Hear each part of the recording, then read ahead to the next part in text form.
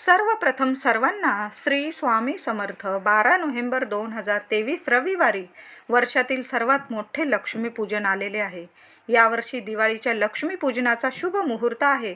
12 November रोजी संध्याकाळी 5:19 ते संध्याकाळी 7:35 लक्ष्मीपूजनाचा शुभ मुहूर्त आहे. पुन्हा एकदा सांगते, 12 नोव्हेंबर 2023 रविवार रोजी संध्याकाळी 5:19 ते संध्याकाळी 7:35 लक्ष्मीपूजनाचा शुभ मुहूर्त आहे. माझ्या काही मैत्रिणी असतील, त्यांच्या मागे लेकरं बाळं असतील आणि त्यांना 10-15 मिनटं उशीर झाला तरी पण आपल्याला सर्वांनाच रात्री 8 वाजेच्या आत लक्ष्मीपूजन करायचे आहे. यावर्षी नरक चतुर्दशी आणि लक्ष्मीपूजन एकाच दिवशी आलेले आहे. लक्ष्मीपूजन आपल्याला 12 नोव्हेंबरलाच करायचे आहे. अमावस्या तिथी 12 नोव्हेंबर रोजी दुपारी 2:44 सुरू होईल आणि 13 नोव्हेंबर रोजी 2:56 संपेल. लक्ष्मीपूजनाच्या दिवशी दुपारीच 4 नंतर पूजेची संपूर्ण तयारी करून घ्या, म्हणजे ऐन वेळी आपल्याला लक्ष्मीपूजनाच्या वेळी चिडचिड होणार नाही आणि धावपळ पण होणार नाही, घाई गडबड होणार नाही. ही वस्तू राहिली, ती वस्तू राहिली, पूजेत मांडणी अशी राहिली, असं काही होणार नाही आणि छानशी सहकुटुंब सहपरिवार आपल्याला शांततेत आनंदाने पूजा करता येईल. म्हणून पूजेची तयारी आधीच करून ठेवा. ज्या जागेवर पूजा मांडायची ती जागा स्वच्छ गोमूत्राने पुसून घ्या. रांगोळी काढून पाट चौरंग मांडून त्यावर लाल किंवा पिवळे वस्त्र अंथरून मग पूजा मांडावी. पूजा मांडताना पूर्व किंवा पश्चिम दिशेला आपले तोंड पूजा करताना आलं पाहिजे, अशा प्रकारे दिशा बघून पूजा मांडावी.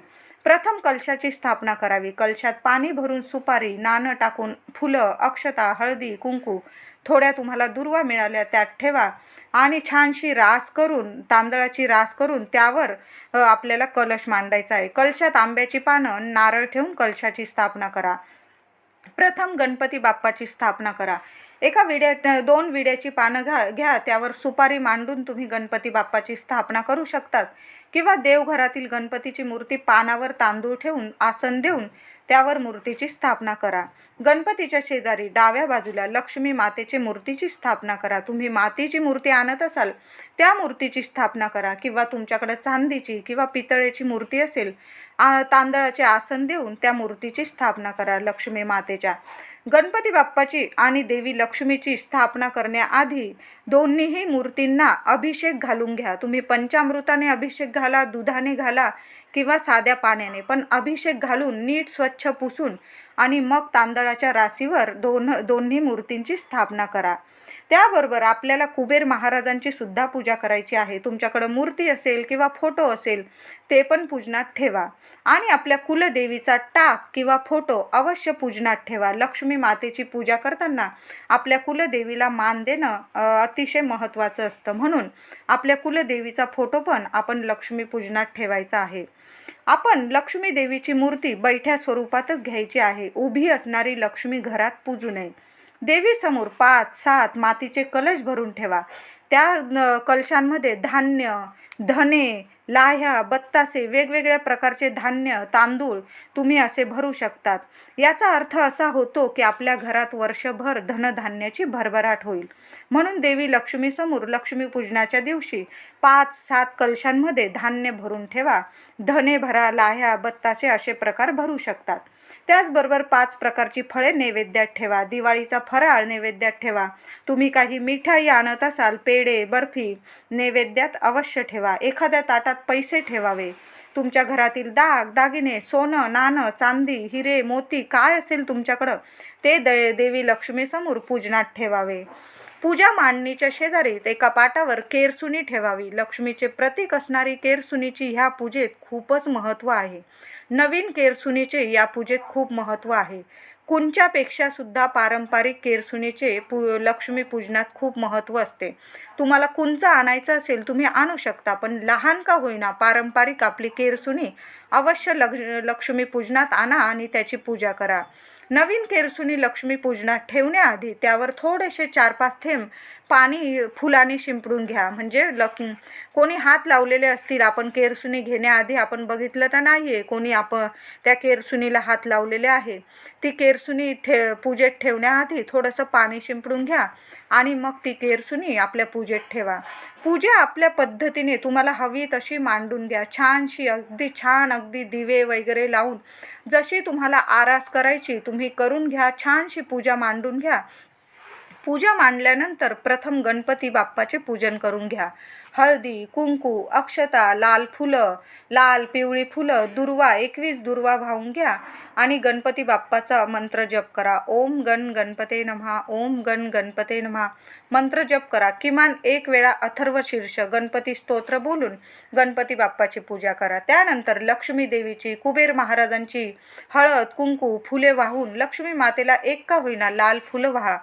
पूजा करावी. सर्व पूजा मांडणी तुम्ही जेवढी मांडलेली आहे, नवीन वस्तू, केरसुणी, जेवढी तुम्ही छानशी पूजा मांडलेली आहे, धन, पैसे, त्यावर सर्व ठिकाणी हळद, कुंकू, फुलं, अक्षता वाहून छानशी पूजा करून घ्या आणि देवी लक्ष्मीचा मंत्र जप करा. ओम श्री लक्ष्मी दैवे नमः, ओम श्री लक्ष्मी दैवे नमः किमान 21 वेळा तरी हा मंत्र जप करा. छान पूजा करून झाल्यानंतर सहकुटुंब एकत्रित येऊन पूजेनंतर आरती करा. कापूर आरती करा. कापूर आरती झाल्यानंतर सर्व महिलांनी त्या कापरावर 5 किंवा 7 लवंग जाळून संपूर्ण घरात फिरवा. यामुळे अखंड लक्ष्मी प्राप्ती होईल. ज्या घरात लक्ष्मीपूजनाच्या दिवशी 5 किंवा 7 लवंग जाळून संपूर्ण घरात फिरवले जातात, माता लक्ष्मी धावत धावत तुमच्या घरात येईल. म्हणून लवंग नक्की जाळा त्या दिवशी. मार्गशीर्ष महालक्ष्मीच्या पुस्तकातील आरती म्हणायची आहे. त्या पुस्तकात महालक्ष्मीची आरती छान दिलेली आहे. त्यातून बघून जरी तुम्ही आरती केली तरी चालेल. दिवाळीच्या रात्री म्हणजे लक्ष्मीपूजनाच्या वेळी आता ही लक्ष्मी मातेची खूप अतिशय प्रभावी लाख मोलाची तुम्हाला सेवा करायची आहे. लक्ष्मी पूजन झाल्यानंतर ही सेवा करा. 16 वेळा श्री सूक्त पठण करायचे आहे. तुम्हाला देवी लक्ष्मीचा दैवी अनुभव आल्याशिवाय राहणार नाही. लक्ष्मीपूजन झाल्यानंतर, आरती झाल्यानंतर तिथे शांत बसून श्री सूक्त 16 वेळा पठण करायचे आहे. महिलांनी करा, पुरुषांनी करा. घरात हा उपाय एकाने तरी नक्कीच करायचा आहे. कर्त्या महिलेने किंवा कर्त्या पुरुषाने आपल्या घरात हा उपाय लक्ष्मी पूजनानंतर शांत तिथेच बसायचं. 16 वेळा श्री सूक्त पठण करायचं आहे. माता लक्ष्मीला प्रिय असणारं, माता लक्ष्मीच्या गुणांचं वर्णन करणारं, माता लक्ष्मीपर्यंत आपली भक्ती श्रद्धा पोहोचवणारं असं हे स्तोत्र आहे, जे 16 वेळा लक्ष्मी पूजनास म्हणण्यास खास महत्त्व आहे. म्हणून लक्ष्मी पूजनात हे स्तोत्र अवश्य पठण करा. ही लाख मोलाची लक्ष्मी मातेची सेवा आहे. लक्ष्मी पूजनानंतर जर प्रत्येक स्त्री किंवा प्रत्येक पुरुष ही लक्ष्मी मातेची सेवा करेल, त्यास आयुष्यभर कसली कमतरता राहणार नाही. सुख, ऐश्वर्य, धन, आरोग्य कसलीच कमी राहणार नाही. आयुष्यभर तुम्ही राजासारखे, राणीसारखे जगाल. म्हणून ह्या लक्ष्मी पूजनात नक्की थोडासा वेळ काढा. जरी लक्ष्मी पूजनाचा मुहूर्त 8 वाजेपर्यंत आहे, तुम्ही 8 वाजेनंतर सुद्धा देवी लक्ष्मी समोर ही सेवा केली तरी पण चालेल. शांत बसून घ्या आणि तिथं 16 वेळा श्री सूक्तांचा पाठ करा. अवश्य तुम्हाला दैवी अनुभव येणारच. लक्ष्मीचा दैवी अनुभव येतोच. नक्की ही सेवा करा. लक्ष्मी पूजनाची उत्तर पूजा आता कशी करायची? 13 नोव्हेंबरला उत्तर पूजा करायची आहे. प्रथम दिवा लावून घ्या. तसं तर लक्ष्मी पूजनात रात्रभर एक दिवा देवीजवळ लक्ष्मी पूजन केलेल्या ठिकाणी एक दिवा रात्रभर तेवत ठेवा. अंधार होणार नाही याची काळजी घ्या. जास्त तेल टाकून द्या आणि मगच झोपा. देवी लक्ष्मीचे आपण वर्षातील सर्वात मोठं लक्ष्मी पूजन केलेलं आहे. त्या ठिकाणी अंधार व्हायला नको, एवढी घरातल्या महिलेने तरी काळजी घेतलीच पाहिजे. दुसऱ्या दिवशी आपण उत्तर पूजा करताना तुपाचा दिवा लावून द्या. देवी लक्ष्मीची पूजा करून तिला हळदी कुंकू वाहून घ्या. उत्तर पूजेच्या वेळी देवी लक्ष्मीवर मूर्तीवर तांदूळ वाहायचे नसतात. लक्षात ठेवा, हे तांदूळ व्हायचे नाही. फक्त हळदी कुंकू व्हा आणि नमस्कार करा. धूप दीप ओवाळून घ्या आणि नमस्कार करा. हात जोडून देवी लक्ष्मीला प्रार्थना करा, तुझं वास्तव्य माझ्या घरात कायमस्वरूपी राहू दे. लक्ष्मी पूजनात पूजेवेळी काही चुकलं माकलं असेल आमच्याकडून, माझ्या संपूर्ण परिवाराकडून कळत न कळत काही चुका झाल्या असतील, तुझी पूजा तुझी सेवा करण्यात क्षमा याचना मागून घ्या. क्षमा कर. आईपुढे नागघसणी करून घ्या आणि क्षमा मागून घ्या. त्यानंतर मंगल कलश उचलून स्वतःच्या कपाळी लावा. स्वतःच्या कपाळी लावून पुन्हा ज्या जागी मंगल कलश ठेवलेला त्या जागी पुन्हा ठेवा. त्यानंतर त्यावरील नारळ उचलून घ्या. तुम्हाला नारळ वाढवायचे म्हणजे फोडायचे असेल तुम्ही फोडू शकतात.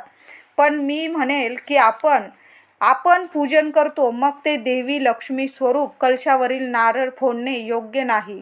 आपण दरवर्षी तुम्ही नारळ फोडत असाल तर फोडू शकतात, पण आपल्या कुलदेवीचा, आपण माता लक्ष्मीचा जेव्हा मंगल कलश भरतो, प्रत्यक्ष आपण लक्ष्मी देवीची पूजा करतो आणि ते नारळ फोडणं मला योग्य वाटत नाही.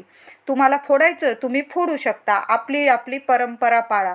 तुम्ही दरवर्षी नारळ तो फोडत असाल लक्ष्मी पूजनातला कलशाचा, तुम्ही फोडून सगळ्यांनी घरातील सर्वांनी प्रसाद म्हणून खा आणि ज्यांना नाही फोडायचा त्यांनी पाण्यात विसर्जन करा.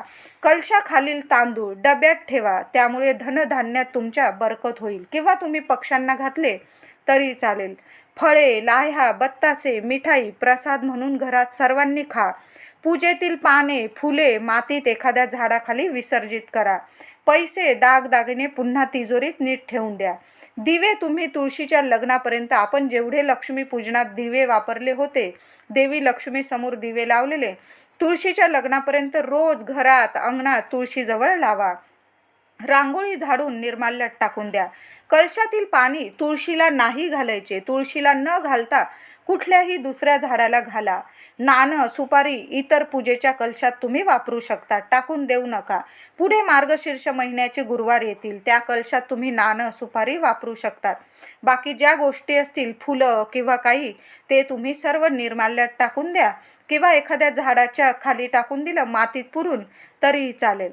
तर अशा पद्धतीने तुम्ही पूजा करा, उत्तर पूजा करा आणि मी जी लक्ष्मी देवीची लाख मोलाची सेवा सांगितलेली आहे ती घरातल्या स्त्रीने किंवा पुरुषाने अवश्य करा. तुम्हाला दैवी चमत्कारिक अनुभव त्याच रात्री येणार म्हणजे येणार, 100% येणार. व्हिडिओ आवडला असेल लाईक करा, शेअर करा. आपल्या चॅनलला कृपया सबस्क्राईब करा. धन्यवाद.